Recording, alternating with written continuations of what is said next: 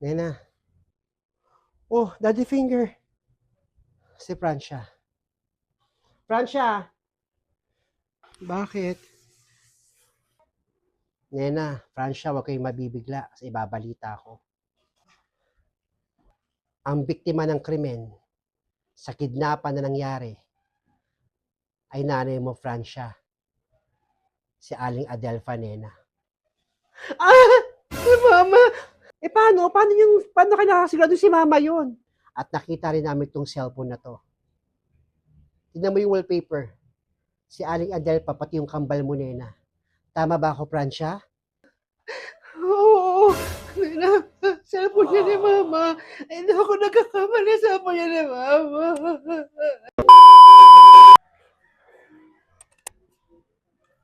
Tao po? Tao po. Sino ba yan? Sino ho kayo? Bakit to? Anong kailangan ninyo? Hinahanap ko po si Aling Adelfa. Nandiyan po ba siya? Wala na pong Aling Adelfa ang nakatira dito. Pinalayas na ho sila ng totoong may-ari. Mga balasubas kasi. Kaya yung hinahanap ninyo, hindi nyo na makikita rito. Sige ho, pwede na ho kayo makaalis. Pinaalis na? Alam niyo po ba kung saan ko po sila makikita?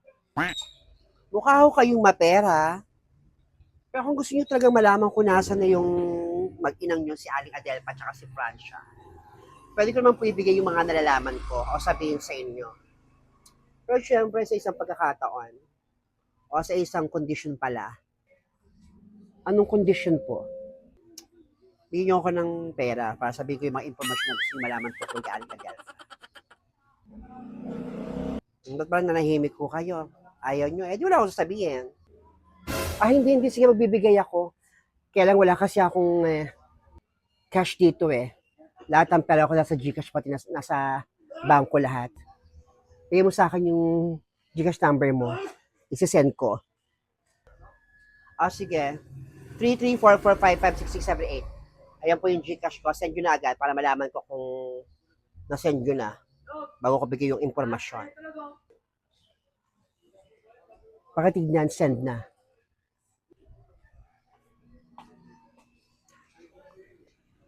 Ang laki 20,000 ha. Since marunong kayong tumupad sa usapan, sabihin ko na ho. Si Aling Adelfa ho, pati si Francia, pinalayas na ho dito ng totoong may-ari. Inuulit ko lang ho. Sa pagkakaalam ko, bumalik na ho sila sa dati nilang tahanan dun ho sa Cavite. Alam mo ba kung sa eksaktong bahay nila sa Cavite? Hindi ko po alam yung anong eksaktong address nila, pero ang masasabi ko lang, bumalik na ho sila sa dati nilang bahay. Sige, maraming salamat. Anong pangalan mo? Ligaya ho. Ligaya ho ang itawag niyo sa akin. Sige ho. Ligaya. Manda ka sa akin. Magiging malungkot ang pangalan mo.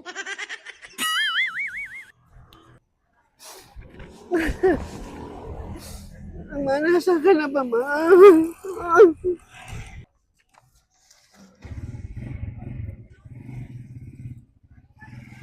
Nasaan ka na, Ma? Ano makita na kita, Ma?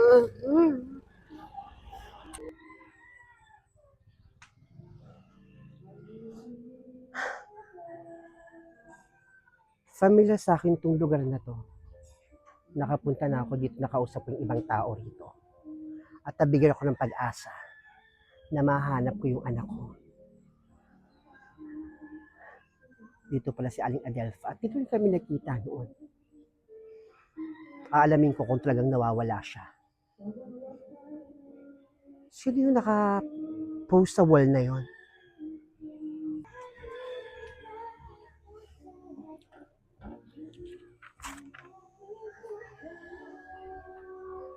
Nawawala nga si Aling Adelfa.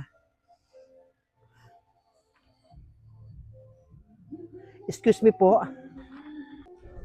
Makapamili nga muna. Excuse me po, Ginang. Yes? Natatandaan niyo po ba ako? Hindi. Sino ka ba? Ako yung babaeng nawawalan ng anak. Nag-trending po ako sa social media. At isa ho kayo sa napagtanungan ko. Ah, talaga? Ikaw ba yun? Parang ang laki ng pinagbago niya. Ito po si Aling Adelfa, tama ho. Ay, oo. Si Aling Adelfa nga yan. Totoo po bang nawawala siya? 3 araw na siyang nawawala. Alam niyo, hanggang ngayon, hindi pa rin ako makapaniwalang kayo na pala yan. Hindi ko kayo na-recognize, hindi ko kayo nakilala. Lahat ng mga kaibigan ko, hindi ho ako namukaan. Hindi ho nila ako na-recognize. Galing po kasi ako ng Thailand. Nagbakasyon po ako doon. At nagpalagay na rin po ako ng os-os ko. Ganun ba? Pero ganun pa man, gumanda man ako. Kuminis. Gumanda yung aking pananamit at pangangatawan. Pero hindi ko po nakakalimutan yung pagkawala ng anak ko. At si Aling Adel, pang siya makapagtuturo nun. Hanggang ngayon, nasa isip at puso ko yung anak ko. Nagbalik ako ng Pilipinas para ay pagpatuloy ang paghahanap sa kanya. At ito na yun. Kaya lang pero paano? Nawawala si Aling Adelfa. Tama, huwag kang susukong hanapin ang anak mo. Laban lang. Pero ganun pa man, alam ko kung taga saan na si Aling Adelfa. Maraming pong salamat sa inyo. Ano po bang pangalan niyo ulit? Negra ang pangalan ko. Salamat, Negra. Pwede ko bang iwan yung number ko sa'yo? Para pag may pagkakataon na makita na si Aling Adelfa agad ako makapunta at matulungan niya ako mahanap yung anak ko. O sige, papunta pa kasi akong palengke mamimili pa ako. Sige po. Ito po yung number ko. 1, 2, oo, Barbie po ang pangalan ko. Maraming pong salamat.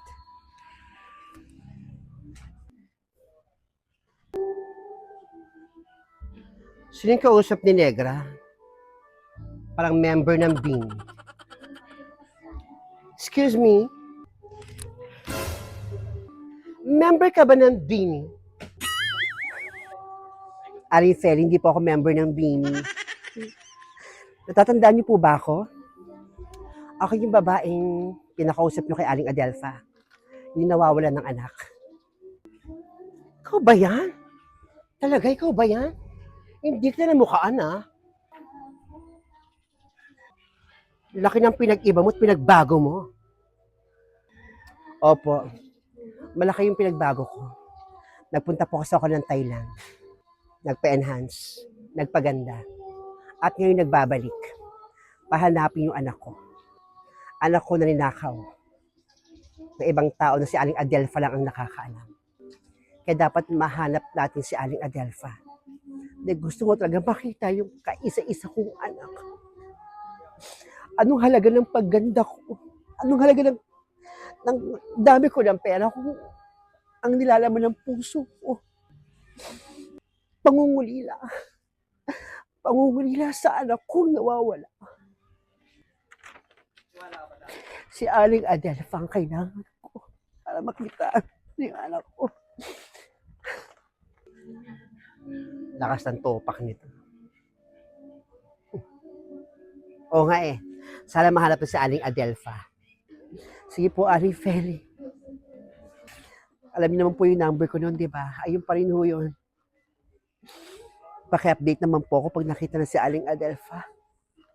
Dahil nasasabik na akong mayakap. Magkain. Ang kaisa-isa ko. Sige po. Nandun po kasi sa dulo yung naghihintay yung car ko, yung driver ko. Sige, ingat. Ingat